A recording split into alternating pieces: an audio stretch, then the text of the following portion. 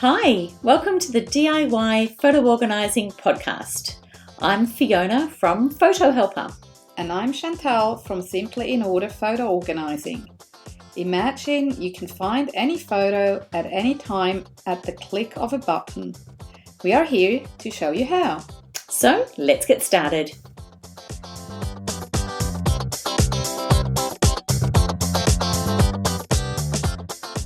Hello again, lovely listeners, to our Do-It-Yourself Photo Organising podcast. Hi Fiona. Hello Chantal. How are you? I'm good. Yeah, very good. Ready for another episode. Yeah. So this is actually the follow-up from our last episode about questions. So we had answered some listener questions. I keep saying reader questions. And now we've got heaps of more questions, and we thought we're just going to go through them. Fantastic. Yeah, let's get started. Good, absolutely. So what's the first one? So we've got one here that says, are there tools to help sort the images? Right. So yes, there are. There's some fantastic tools out there. Look, the best way to do that is to use the metadata that you've already got. So some things you can add to the metadata, some things it already has the metadata automatically, which is used by the date, maybe if you've got location on, date taken. So you can do some sorting from there. Dates are always a really great one to start with. Yeah. So if you've been traveling and you've used the date, you can, group photos together that way. Yeah. Metadata is a really good, easy, quick way to do some sorting, and then you can manually do that and move them into folders and things like that. But yes, the tools that we use, it will depend on, say, the programs, like if you're a Windows or a Mac user, and if you're in an actual app like Photos. And we were talking in the previous episode about some of the tools that are already inherent in those programs. Yeah. But then just even using the Finder, you can sort by just not even having to have any other software out there, and then you can go into the different types of photo management. It does help though to be in a photo management system. Yeah, even if it's the default one that comes with a Mac or a Windows computer, you can actually automate things a bit too. Especially when I'm thinking of Mac for photo or photos on Mac. You can set up, for example, smart albums. Oh yes, I use them a lot. They're great. I love them. So you can enter some conditions, and it can be more than one. And as soon as, let's say, you have a condition, if the photo has the keyword so and so, it will be added to that album. So as soon as you bring in new photos to your library and you add that keyword, it will show up automatically in that smart album automatically. You don't have to lift a finger. So I love that. That's a real time saver. Yep. Yeah. I use that a lot. It's a really good way to sort. For example, if you want to do yearbooks, we talked about that before. When you have a keyword yearbook 2019. And it automatically goes in there, and at the end of the year, you've got your favourite photos there, and you can create your book, and you're done. Yeah, exactly. And you might do that, even in different ones. If you're thinking of a yearbook, say for grandparents or something like that, and then you can just already know that you want all the ones with the children, or you want, and so you can set up those smart albums, with a whole range. They're fantastic. Yeah. So that's a bit easier when you do use a photo management system, but it doesn't have to be as fancy as Photoshop or Lightroom or something like that. Yeah. Exactly. What's one of the next questions that we've got? Okay, another one was, which categories are the best to sort images into? Again, we spoke about that before in our 5 golden rules. We touched on organising and sorting photos generally. So again, most people, I think, like to sort things chronologically, but you can also use the theme or a mix of it. A colleague of ours, I think she came up with that. She calls it chronomatic, and so that's a mix between chronological and thematical sorting, which makes total sense. But again, there's no right, no wrong. It needs to work for you. If you're not somebody who thinks chronologically, then, don't use it. Use another one. Whatever categories you want to make. The only thing I would say is avoid to sort according to persons or names. I don't think that's a great idea. So you're talking about that when you're talking about something, say, outside of a program, not using within, say, a software. Yeah, because if you use the software, again, it becomes a lot easier. Yeah. You can because have those an album already, like, if you're a genealogist and you're looking at your family tree, yes, in a program like Photos, you can have an album where you add these photos of that specific person or that family branch, whatever. But when you do that in Finder, it becomes more difficult because you don't want to create copies. Yeah. And that's exactly where you end up creating copies and creating a mess. So that's not going to end well, I think. And then you've got so many variables with those options. Yeah. Just say you've got 4 main people that you're following on from a family tree perspective, and then you've got somebody else that's come in, and where do you put which file do you put that photo in, and it can get even difficult. So keywording is better. Yeah, I'm not a genealogist. I can't even say the word. Oh my god, genealogist. But we've done a family tree and all that. Yeah. But even thinking about, okay, my kids, they come from 2 different families, and me too, and you too. Everyone comes from. So to which branch? Where do you go? I don't know. There's probably an answer from that historical point of view. I don't know. And look, I think we touched on that a little bit when we did our presentation at one of the local libraries, and we were talking about using sort of like a key up front from the family tree, and then indexing the photo based on the key. So each person would be given a number. Yeah. So then that would so that's, and again, it's using keywords. Yeah. So but it can get complex. Yes. But I think as a broad overview, which categories, I think some of those best to sort images, with dates, and then favourites and events that have happened, and then the sky's the limit really from there. Yeah. Yeah. And don't overcomplicate it. Try to, keep the structure, whatever you use, not too deep, because that becomes too complicated. And on that one, I would also another reminder to have a notebook. Yes. And to keep a list of what those keywords are, or those categories that the terminology, as to, what you started out with, so that you don't recreate something sort of halfway through and then you get a bit lost again. Yeah. So that's a really good one. So what's the next question? All right. Let's see. Oh, that's a big one. We had that a few times, actually. We've got to try to... this is a good one. Well, and it's an important one because it's a problem. It is a problem for people. What is the quickest way to get rid of duplicate photos? Duplicates. All right. Thousands of them sometimes. Yes. Oh, and look, I think this is really where, a lot of people who are listening to, DIY photo org, they're wanting to get organised. Yeah. They're having a go at doing it themselves.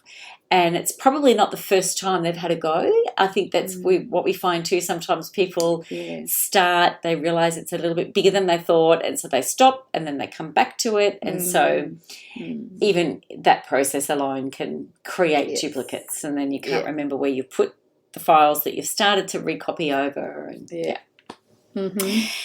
So my 2 cents worth about the best way to deal with the duplicate photos without spending lots of money on a software is to go spend money on software. It is actually, I really, lots of money, but there is some great software out there. Yeah. And so I think that the best way to handle these duplicates, they search, they can do the histogram of the, it's every little pixel they can compare and really quickly. Yes. So there's great software out there for Mac and for PCs. So I definitely would use, I use Photo Sweeper. Yeah. And there's lots of different settings that you can have. You can go straight away for a true duplicate. It can have, maybe if you've got a high resolution or a low resolution of the same image, you can identify them. And that's from files that are anywhere on your computer. Yes. So you can do that from within an actual program, like a Photos program, or it can be a file structure, so it's outside of a program, and it can just look at all of the selection that you're asking it to run and compare. Yeah. It can have 30 or 40 folders within that. From the top level down, or it can compare a folder against a photo library. Yeah. So there's a lot of different options when you're looking at. And I think the trick with that is, what are you looking at comparing? What do you do when you compare them and you find the duplicates and moving them out? So then, because there's a lot of tweaking that you can do, and there is a lot of options there. And you won't find 100%. But no, I would say probably over 90%. Yeah, and sometimes you run it and then you run it again and you run it again, and it can still, keep finding new examples. Yeah. But So software is there's some great ones out there. On the Windows program, it's called Duplicate Cleaner Pro. You've used that one yourself, haven't you? Yeah, I love that one. Yeah. That's really, really good for a Windows computer. It's a shame it only works on Windows, really, to be honest. Yes, and again, the same as what you just mentioned, it's got lots of different settings. One that I also like in particular when I'm working with clients and do, clean up their stuff, do it all for them, I often get various...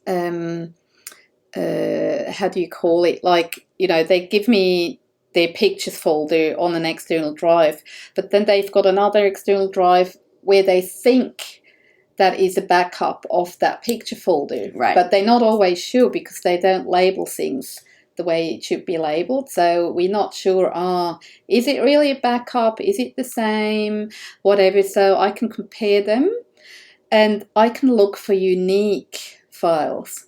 So I can say, okay, I've got this one let's call that A. That's what they think is their current hub with their most current photos. And this is B, what they think is the backup. And that A actually has everything that's also in B.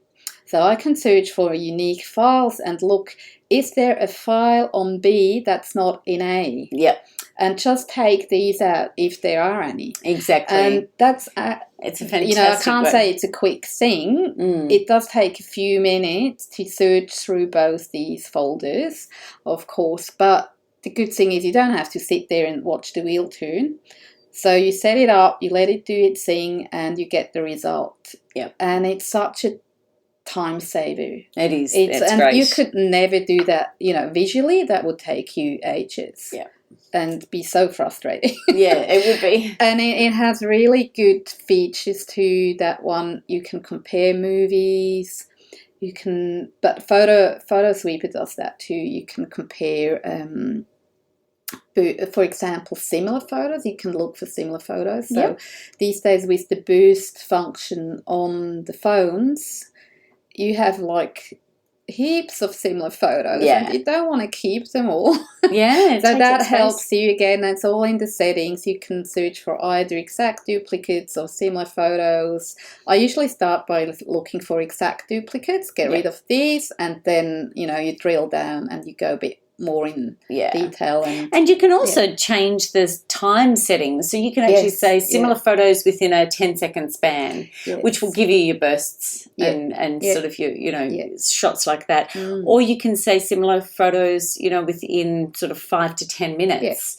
So that really is then, so there's so many different options. And one question I always get is that people think it compares the file name. Yes, it does compare that too, but it actually looks at the picture. Yeah. So that's the The good pixels, thing. it's quite it's really, so the it's name really is only one of many things that it looks for. Yep. Yeah, absolutely. Yeah. And the dates you can change. You can the dates could be completely different. So you've uploaded, say, photos into a file, and then you've got completely different date. And a whole group of other photos, but that's okay as well. So you can have a look at just the true image and the pixels in the images, which is fantastic. And I would also say, don't be afraid that programs will not automatically delete your photos. You get a result after the search, and you can go through it and decide and change your mind. It will often you have the choice to auto mark the files on a lot of different criteria, on again different settings and all that. But you can change that when it tells you, delete this and this and this. If you don't want that, you just click and then it becomes green again, for example, and it doesn't delete anything. So you have the final say. It's not that the program just goes and deletes thousands of photos without you being in control. And you also have the option to move them to another folder. Yes. So you might move them out of, say, what you're working on, the ones that you've found as duplicates, and just move them each time you run a new comparison. Then you just move them out of the library or move them out of the file structure, and then do the next one, move them out. So you'll have one folder with everything in that have... the photos that you've seen as duplicates have been removed too. Then you can go back and check them, spot check them. And then, you can keep it as a backup if you wanted to, and just clearly label it, write it in your journal book that's, what you've done and where it is. And you can always go back to it at any time. But at least they're out of your merged, document, photos for your hub. And we would suggest, once you've got the hub all as one and you've got your backups, then you can delete it. And then that you don't need them. Yeah. And it's also worth mentioning, yes, this is software you'd have to buy, but we're not talking hundreds of dollars. So it's, I think, around the $50 I think mark, it is, maybe, or even cheaper. Yep. So and they're great. It's definitely well worth it. Yeah, you don't want to do that visually. If you know that you've got lots of duplicates, that's the way to go. Yeah. Good investment. Yes. All right, so now we've got the next question that we've got is how to start to organise mountains of older photos. Digital we're talking about here, this listener has asked, how do I start to organise mountains of older digital photos? Do you still use keywords? So that is a really great question, and I think, it's a big concern for people that are organising their photos. My personal advice is go through your 5 golden rules, start with, getting your systems in place and things like that first, and then go back, start from your most recent photos. Yeah. Because they're the ones you're going to do a lot quicker. You've got to find you can do those because they're fresh in your mind. You're starting to think about some of the keywords that you're going to use, and you'll get yourself into a bit of a pattern.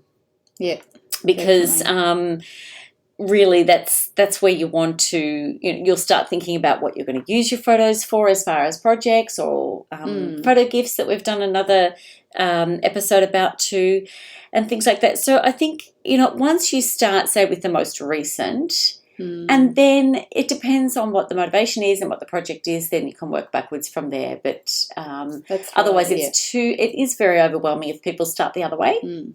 Totally. I find that it is, you've just, they can get lost, and it's a lot.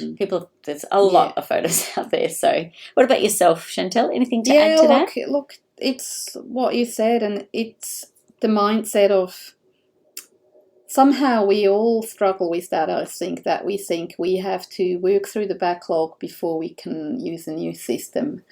And that's just not the case. We can put that new system in place and then slowly work through the backlog if we choose to do so. We don't even have to do it you know.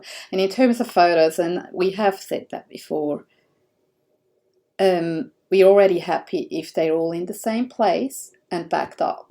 Yeah. How well they are organized, you know, who cares? No, we do care, but that's almost like a luxury already. Yep. Having it all tagged and what have you, because we do know it's a lot of work, and you got to stay real. And sometimes it's just not realistic to go back and work through 60,000 photos and rename them and add keywords and what have you. So just good practice to start from what you've got now. Set up your keywords, and then you can set some blocks of time aside over however much time you want to do it, and I think that's just a good way to do it, because we agree, unfortunately there are mountains of older digital photos. There are. So that's and maybe think about taking less photos. That helps too. Or sort and delete and organize along the way. I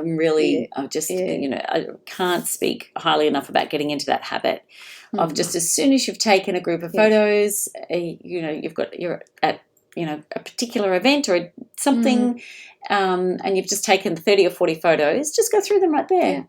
It just doesn't hardly take any time. It's a really good habit to get into. Pick the best. Yes. So I think our last question maybe for today. We still have more, but we'll have to do that another day. I think so too. I know, we could do it for hours. How can I name photos and folders in a meaningful way? So there are naming conventions out there. Personally, I like to use the reverse date time and then add the event, who's on the photo, where was it possibly, but that's really up to you. And we've mentioned before the metadata where, these days you have automatically the geolocation it's on and all that. So you might not need to mention the location in your file name if this is already embedded in your photo. So that's really up to you. That's the way I do it, and especially with the reverse date and time. I like that because I'm a chronological organizer, so that helps me, I can then sort photos chronologically easily, and when the capture date is in the name of the photo, chances to lose that information ever is really, really slim. But chances that it uses the original capture date, that is a possibility, and we have seen that happening. Sometimes with photos, more often with movies, because they are a different format. That is a problem. When you move them around and copy them around from computer to hard drive to whatever, often they lose the original capture date. And I find that's a real nuisance. I hate it. I hate that. It so really I is. embed it. I make it the file name. That's how I do it. That's a personal choice. But I do think that the reverse date, that's actually kind of best practice in general. It's great. And just in general, even for files and things like that too, if people do, you can just sort a bit easier too. But I think for meaningful names of photos, and again, like I was saying before, I don't, in the previous episode, I don't rename my photos. That's right, because I keep them within the photos program with the Mac. So I've already got so my naming really is done through my keywording. So I think often that's actually the option. So if you've got that information in the file name, you don't need to add keywords. Exactly. You've already got the name of the person or the event, whatever. You can just search that way. Yes. Which is the purpose of having a named file. Anyway, is to try to to find it again when you're looking for something specific. Wonderful. I think that's good. Very good. That's fantastic. Shall we leave it at that for today? Yes. That's a lot of questions. And so thanks again for being here, for listening to us. We hope that was helpful, and don't hesitate to ask more questions if you have them through the Facebook page or online. You've got all our contact details in the show notes as always. And yeah, or just simply give us a ring. We're here. Yeah. And we love to talk to you. All right. Wonderful. Thanks again for listening. Thank you. Bye. See you next time. We hope you have enjoyed this episode of DIY Photo Organising and found some inspiration, useful tips and strategies to support your photo projects. We'd love to invite you to pop over to our Facebook page, DIY Photo Organising, and we welcome your questions, feedback, and any future topics that you'd like us to cover. If there is someone you'd love to share this with, please click on Share to help others take control of their photos too. Remember, have a look through our show notes for links to helpful information. I'm Fiona from Photo Helper. And I'm Chantal from Simply in Order Photo Organising. And remember, we believe in you and you can do this.